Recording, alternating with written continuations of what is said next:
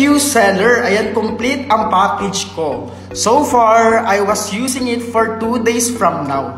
Super smooth siya sa skin, saka di siya gaano mabango, which is I like it. Ayan, iba kasi yung nadaan lang sa fragrance.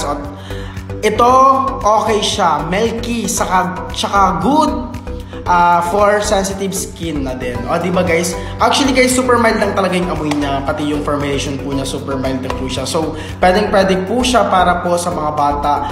5 years old pataas, pwede na pong gumamit itong ating Ishin soap. At talaga namang all natural po yung ginamit niya. Kaya naman talagang super high quality. At syempre, meron siyang natural na retinol.